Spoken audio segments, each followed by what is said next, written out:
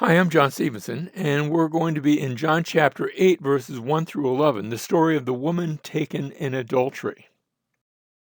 If you had asked me as recently as maybe 5 or 10 years ago, I would have said this story really took place, but it probably wasn't written as part of John's gospel in this section of John. Let me just say, I think I was wrong. Explain what I mean by that. This passage is missing from most ancient manuscripts prior to the 8th century, and that's pretty late when it comes to manuscripts. It's found in the 5th century Codex Beza. It's also found in the Peshitta, that is the Aramaic translation of the Greek New Testament. And it's also cited in a number of 4th century sermons, including one by Ambrose. Remember, he was the one who shared the gospel with Augustine. He was the Bishop of Milan. A similar story is related by Papias of Hierapolis in the 2nd century, but he attributes it to the Gospel of the Hebrews. So he doesn't even talk about John having told the story. Now, it is included in Jerome's Latin Vulgate, which is in the 400s AD, and he claimed that it was in many Greek and Latin manuscripts of his day. But he also understood that it was missing from some manuscripts. So already in his day, it was missing from some of the manuscripts of which he was aware. One manuscript has it in Luke chapter 21, verse 38. Another one has it in John 21:24. But those are just sort of outliers. That's not usual. And you can find examples of verses and things like that that they're out of place. You can find all sorts of things if you look at enough manuscripts, but that'll be the rare and usually the very late manuscript. And probably what happened is somebody said, "Look, we forgot to put it, or for some reason we didn't put it in John chapter 8. So we're gonna either put it at the end of John's gospel account. You know, we knew it happened." Um, or in the case of Luke 21, I'm not sure why it ended up there, but strange things can sometimes happen. Now, what we're looking at here is a what we call a chiastic outline. And notice in the center part, that's the passage that we're speaking of specifically. That's the story of the woman taken in adultery in green. And I want to point out that the entire section from chapter 7, verse 14, when Jesus first arrives at Jerusalem and enters the temple, all the way down to the end of chapter 8 and verse 59, which we're going to cover next time. This entire section is chiastic, and this story of Jesus and the woman taken in adultery, that's the pivotal point. That's actually placed right in the center of what would be a chiastic outline. Now, I'm not going to go over this now. At the end of this video, I'll go over it quickly, and then we'll look at it again next time. But I want you to see the pattern, and to me, the pattern is quite interesting. It's almost like this piece is a missing puzzle piece, perfectly placed. And if you've ever played with jigsaw puzzles, my daughter and her husband like to put those together. And sometimes you'll take a piece and it looks like it fits, but not quite. This is a piece that fits. And so I tend to think that it is part of the original text. I didn't used to think so, in spite of some of the early manuscript evidence, that this is part of the original text and it is right where it belongs. So let's look at the passage and we'll see how that fits into the text. Our story starts in chapter 8, verse 1, but Jesus went to the Mount of Olives. The last verse of the previous chapter, everyone went to his own house, but Jesus went to the Mount of Olives. Now we're told in Acts chapter 1 and verse 12, that makes reference to them coming after the ascension. The disciples come back from the Mount of Olives. And you're looking at the Mount of Olives in the distance there. That was a Sabbath day's journey away. And that might actually be significant because remember, the setting had been the feast of what we call tabernacles or Sukkot, the feast of booths. And somewhere during that feast, since it lasted an entire week, since it lasted an entire 7 days, somewhere there had to be a Sabbath, either at the end or the beginning or somewhere in the middle. And they'd been staying in booths, and they were not allowed to travel from the temple. They were coming to the temple each day, but they weren't supposed to go a Sabbath day's journey. So probably not past the Mount of Olives. That would be the furthest terminus place where they would go to. And so Jesus goes, notice, to the Mount of Olives, not necessarily just to the peak, but somewhere on the Mount of Olives. Verse 2, early in the morning, he came again into the temple, and all the people were coming to him, and he sat down and began to teach them. So we're in the temple. We had been in the temple previously. At the end of chapter 8, we're going to be in the temple as well.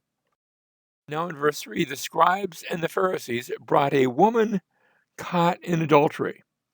And having set her in the center of the court, now notice the term court is added by the translators, the center of something. They weren't in the actual inner part of the temple. They were somewhere where they were allowed to bring women. Maybe what we call the treasury, or maybe the court of the Gentiles. We simply don't know. Verse 4, they said to him, "Teacher, this woman has been caught in adultery in the very act."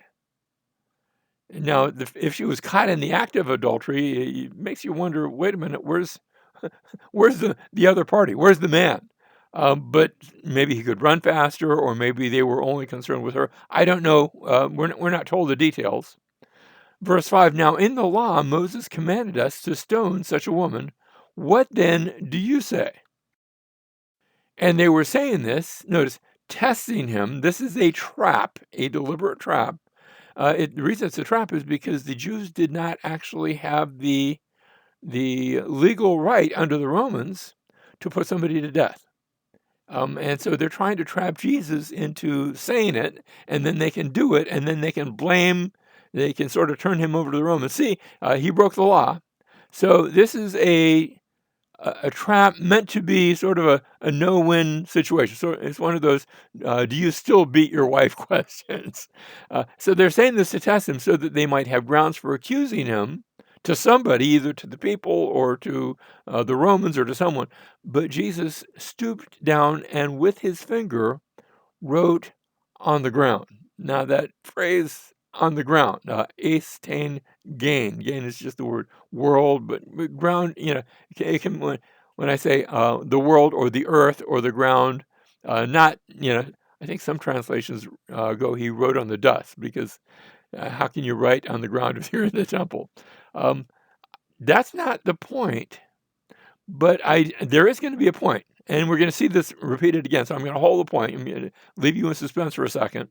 He writes on the ground. What did he write? We're not told. That's not what even is important. Just that he wrote on the ground or on the earth. Verse 7, but when they persisted in asking him, he straightened up and said to them, he who is without sin among you, let him be the first to throw a stone at her. So he doesn't say, let her go. He says, okay, if you're going to do that, let the one who's without sin, literally the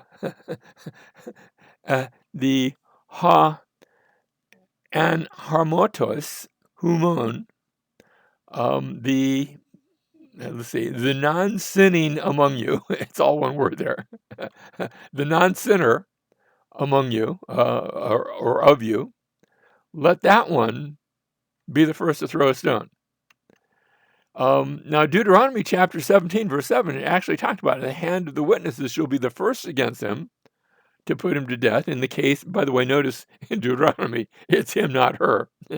But still, and afterward, the hands of the people. And so Jesus says the same thing, but he says, instead of the witnesses, one who can witness without having any sin himself. And so again, he stooped down and wrote on the ground. And you say, what is he writing? That's not the question. The fact is that he's writing on the ground, or as we said, eistain gain, in the earth, or not in the world, cosmos would be more world, in the earth, in the ground, both of those work. Now, you say, what's the big deal? Jeremiah chapter 17. And verse 13. And first I'm going to read it in the New American Standard, but then we're going to turn to a different translation that maybe has a little bit better sense of it. Here's the New American Standard. O Lord, the hope of Israel, all who forsake you will be put to shame.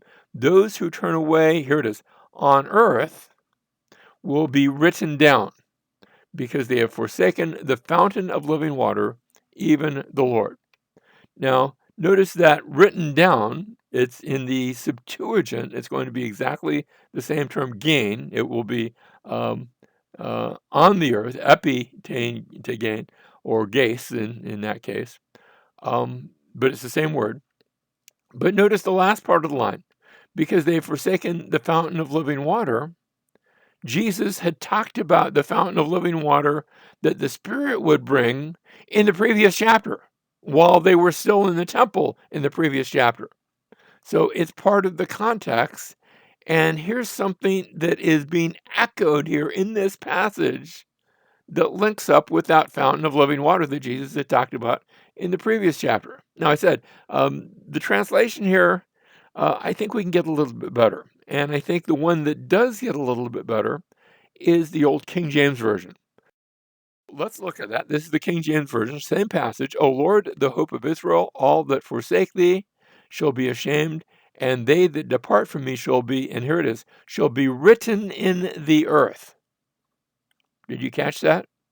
They are written in the earth. And as I said, in the Septuagint, it's the same term for earth. It's the same word here in the Septuagint, epites ges. It's just, you say, well, it's got a different ending letter. One is a what we would call a nominative, the other is an accusative, but it's the same thing.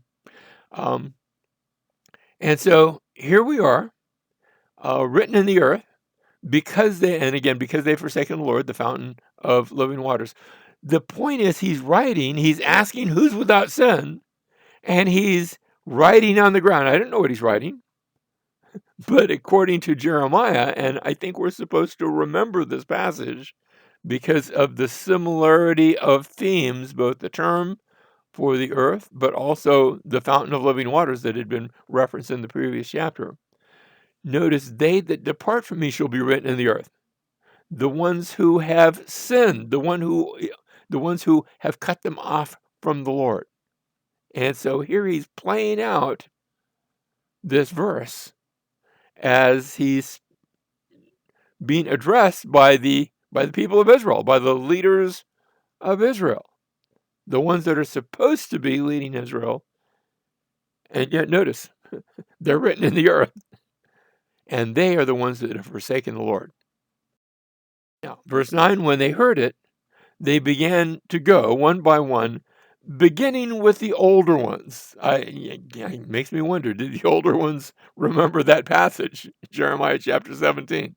Uh, and he was left alone, and the woman where she was in the center, and again, our translators put of the court, of the center of whatever it was, whatever area they were of the temple. But they're left alone. It's him and the woman. Verse 10, straightening up, Jesus said to her, Woman, where are they? Did no one condemn you? And all the ones who couldn't say that they were without sin, they had left. Notice Jesus didn't leave because he is without sin, and he has the right, according to the challenge that he issued, he has the right to cast the first stone. So did no one condemn you? And she said, no one, Lord. And Jesus says, I do not condemn you either. The one who had the right to condemn does not, but notice that's not where it ends. Go from now on, sin no more. So no, I don't condemn you. That's what Jesus came. He came to not to condemn the world, but to save the world, that they might be saved through him. We saw that back in John chapter 3. That doesn't mean he's not going to eventually judge. He will. And so he tells her, now go and live differently. Don't commit that sin in which you were caught doing. And so notice he meets her where she is, but he does not leave her where she is. He sends her out to live a different sort of life. And I want to suggest that he says the same thing to us. Go and sin no more. Now, they come and ask a question of Jesus. I want you to see the pattern here. We already looked at the larger one. We're going to come back to that in a minute. They come and ask a question of Jesus. He writes on the ground or on the earth. He and his challenge, he who is without sin cast the first stone. He again writes on the ground. See, so we've got two writings. We started with them coming and asking a question, and they leave. And now Jesus asks the question. So there's a question in the beginning and a question at the end, a question of the woman at the end. And this is all part of a larger story. So that back in chapter 7, verse 14, we had Jesus entering the temple, and my teaching is his who sent me. In verses 19 and 20, they talk about the law, and Jesus said, "You seek to kill me," and Moses didn't say to do that, and they respond, "Well, you must have a demon." And he talks about the passage talks about how his hour had not yet come. You'll seek me and not find me. Nicodemus stands up and says, "Wait a minute, our law doesn't judge."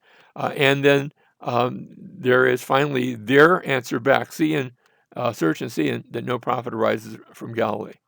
Next, we had the parts that we're looking at right now in this story, where they come and ask a question of Jesus, and he's dealing with the woman taken adultery, and he writes on the ground. He issues a challenge. He writes on the ground, and they leave.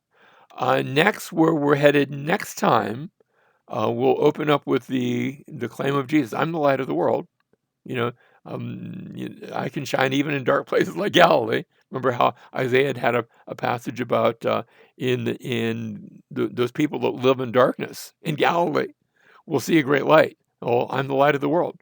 Um, Nicodemus had said our law doesn't judge, and Jesus says you judge according to the flesh. Notice judging.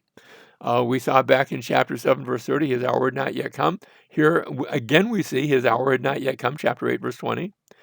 Jesus had said, "You'll seek and not find me." Again, he says the same thing: "You will seek me and die in your sin."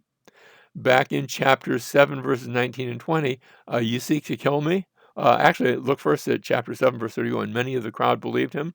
Notice many came to believe him in chapter 8, verse 30. You had the officers who had been sent to seize him in chapter 7, verse 32. Then we read in chapter 8, verse 20, no one seized him. So that reference to seizing, and the reference to believing.